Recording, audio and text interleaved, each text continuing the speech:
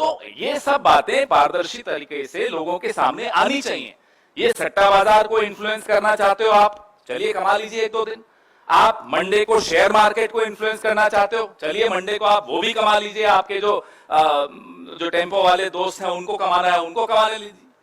लेकिन अगर आप कुछ और षड्यंत्र रच रहे हैं, if there is a conspiracy you are hatching and you are trying to legitimize that conspiracy through these आंकड़ास, then I am sorry the country is watching you। ये षड्यंत्र को आप एक जामा पहना रहे हैं कि नहीं साहब देखिए माहौल बन गया। ये माहौल क्यों बनाया जा रहा है, ये सवाल आज पूरा देश जानना चाहता है। सर एक मिनट हाँ। सर, जिन राज्यों में एग्जिट पोल्स में बीजेपी को क्लीन स्वीप मिला है, मध्य प्रदेश, दिल्ली, उत्तराखंड, कोई खास वजह थी कि उनके कोई भी लीडर नहीं जुड़े? सर वो सब दौरे में है यार, सारे लीडर्स की बात थी। इलेक्शन चल रहा हो वहां तो हाँ बिल्कुल, बहुत सही बात। जहां 1-1.5 करोड़ वोट बढ़ जाएं, वो सवाल नहीं पूछ रहे आप। 2.5 करोड़, जहां 10 लाख ईवीएम्स मिसिंग है, वो सवाल नहीं पूछ रहे, वो कॉन्स्पिरेसी नहीं दिख रही।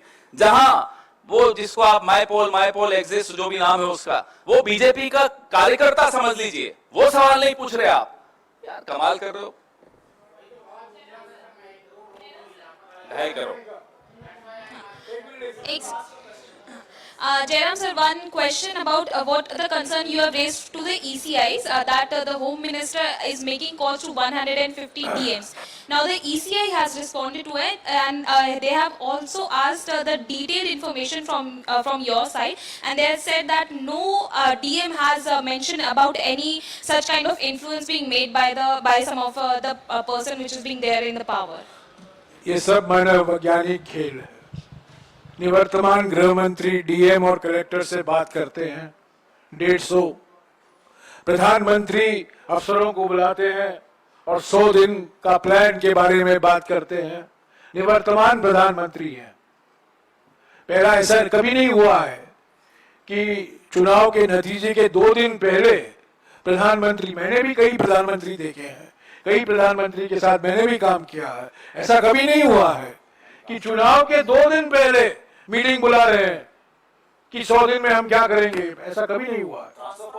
ट्रांसफर पोस्टिंग हुआ है, हमने इस पर शिकायतें की हैं, ऑर्डर निकाला गया है, ट्रांसफर पोस्टिंग, कंपनियों को ठेका दिया गया है, नीति जो नीतियां हैं उसमें बदलाव लाया गया है, सब हमने इलेक्शन कमीशन के संज्ञान में लाया है, उनको जानकारी दी है। 117 शिकायतें हमने की है।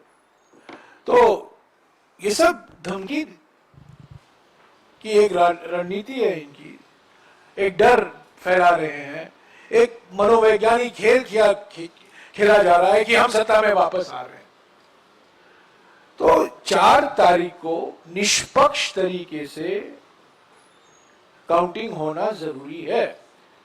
आज कांग्रेस अध्यक्ष और राहुल जी ने हमारे उम्मीदवारों के साथ बातचीत की, एक चेकलिस्ट सभी उम्मीदवारों के पास है।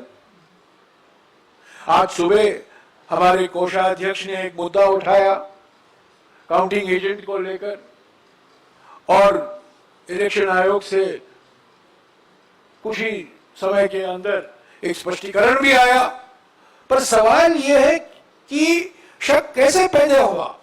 जो हमारे ट्रेजरर अजय माकन ने मुद्दा उठाया था वो सही था, अगर वो नहीं उठाए होते तो ये स्पष्टीकरण भी नहीं आता। तो चुनाव आयोग को भी निष्पक्ष रहना है, संवैधानिक संस्था है, सब लोग देख रहे हैं, सबकी निगाहें सिर्फ पार्टियों पर नहीं है, उम्मीदवारों पर नहीं है, सबकी निगाहें इलेक्शन कमीशन पर भी है।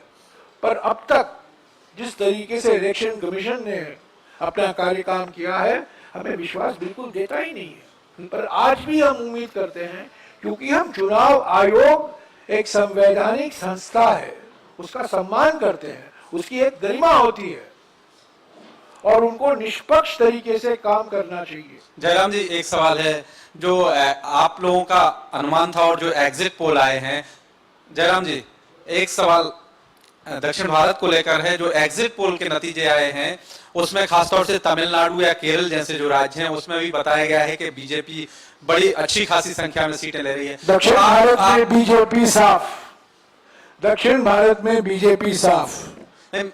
मेरा सवाल ये है, पहले दिन से मैं कह रहा हूं, ये केरल और तमिलनाडु के जो एग्जिट पोल के आंकड़े दिए गए हैं बिल्कुल फर्जी आंकड़े हैं। और जो आपका 295 का आंकड़ा है, क्या उसमें वेस्ट बंगाल भी इंक्लूडेड है टीएमसी के सांसद?